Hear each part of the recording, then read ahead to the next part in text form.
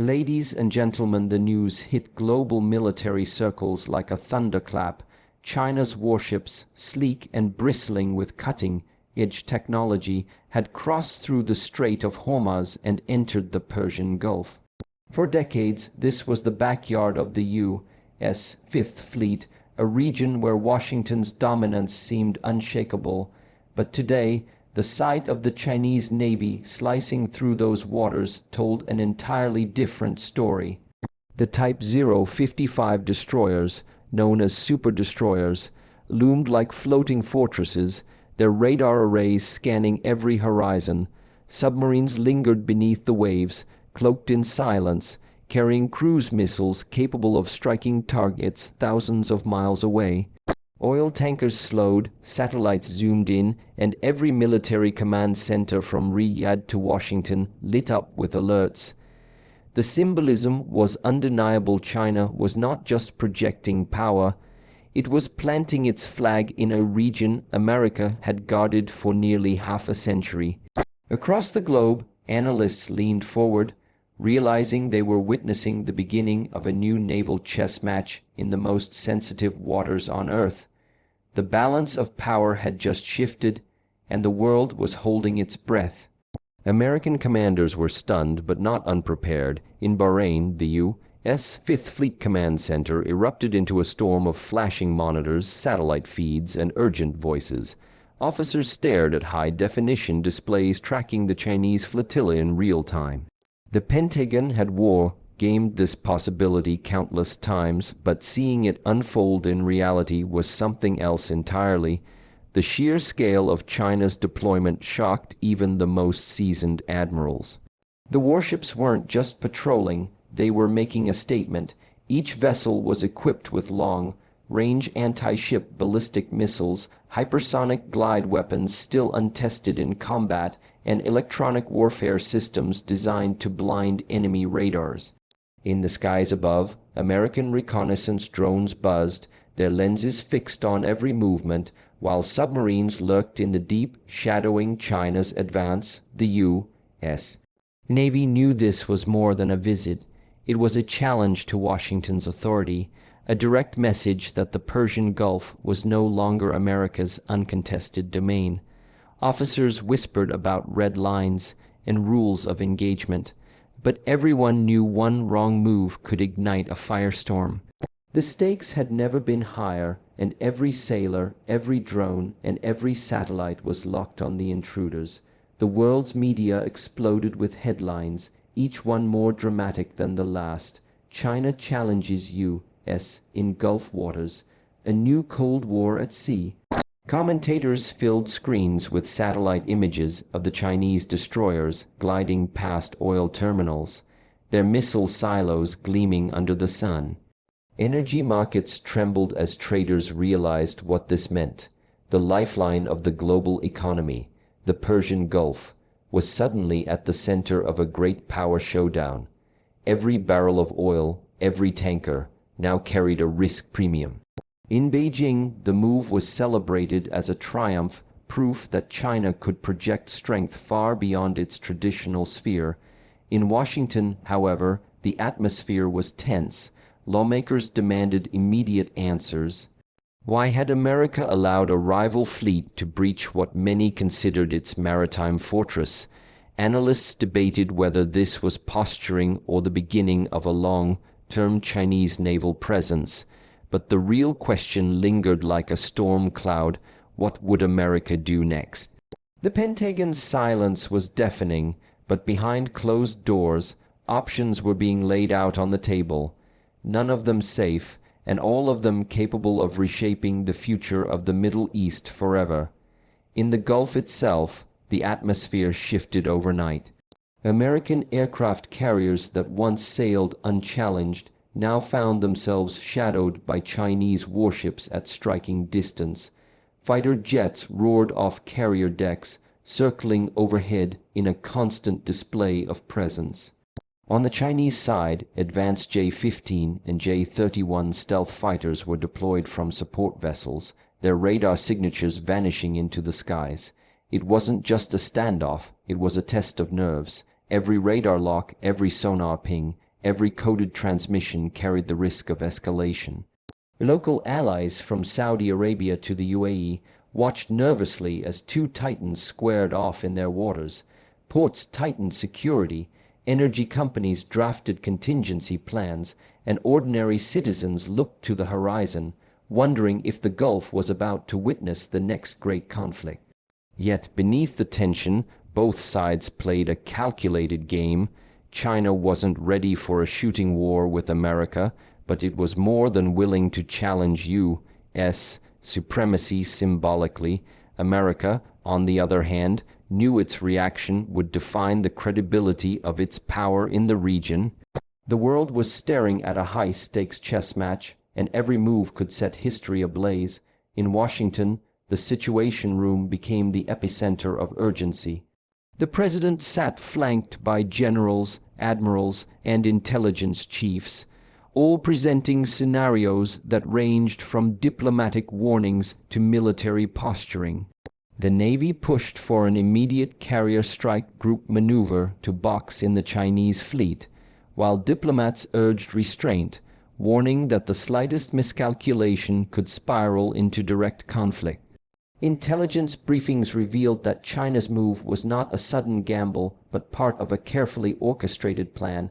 Satellite photos showed months of preparation, replenishment ships positioned in advance, aerial drones scouting routes, cyber teams probing American defenses. It became clear that Beijing was sending more than just ships. It was sending a message that it could sustain a naval presence thousands of miles from home. The Pentagon weighed its options: mirror deployments, enhanced patrols, or aggressive freedom of navigation exercises. Yet each choice carried consequences. To back down would look like weakness. To escalate risked war. The president listened in silence, the weight of history pressing down. Everyone in the room knew the truth. America's response would echo far beyond the Gulf, into Asia, Europe, and every corner where U.S. power was being tested. Across the globe, allies and rivals alike scrambled to interpret the unfolding drama. In Europe, NATO members convened emergency consultations, wondering if a distracted America in the Gulf would leave the alliance exposed on its eastern front. In Moscow, the Kremlin watched with satisfaction, seeing China's boldness as another crack in U.S. global dominance. Meanwhile, in Tehran, officials welcomed the Chinese presence with cautious optimism, interpreting it as a shield against American pressure. But the real conversation was happening behind closed doors in capitals like Riyadh, Abu Dhabi, and Doha. These Gulf states had relied on American protection for decades, but now they were forced to question: could Washington still guarantee their security? China's warships weren't just steel and firepower. They were symbols of shifting alliances. The Gulf monarchies began to calculate, weighing lucrative trade ties with Beijing against their long-standing military dependence on the U.S. The Chinese move had achieved what even missiles and bombs could not. It planted doubt in the minds of America's partners. As oil markets swung wildly and global investors reacted, one reality became clear. This was no longer just a regional standoff. It was a tectonic shift in the architecture of global power. The waters of the Persian Gulf had become a living laboratory of modern warfare. American destroyers activated Aegis combat systems, their phased array radars sweeping the skies for any sign of missile launches.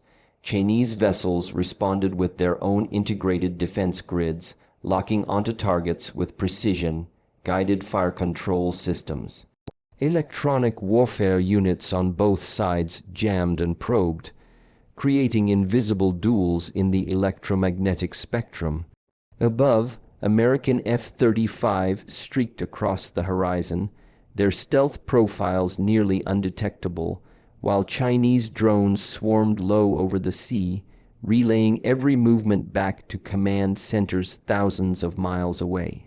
Submarines played a deadly game of hide and seek beneath the waves, their sonar pings echoing through the dark waters like whispers of an unseen war. Each maneuver was calculated, each movement designed to push without provoking.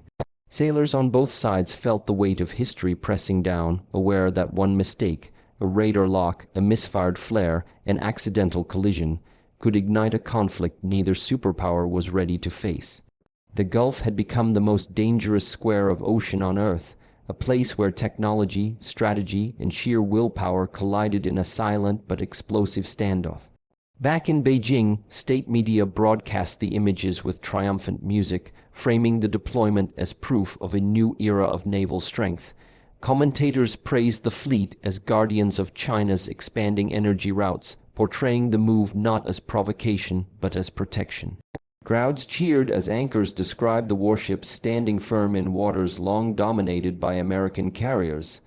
At the same time, Washington crafted its own narrative, stressing freedom of navigation and the defense of allies, yet inside the Pentagon, the tone was far more urgent. Analysts warned that if China succeeded in maintaining even a semi-permanent presence, it could fundamentally alter the global energy map. Control of the Gulf's sea lanes meant influence over the arteries that kept Europe, Asia, and even parts of Africa alive. American strategists feared a domino effect if Beijing could challenge U.S.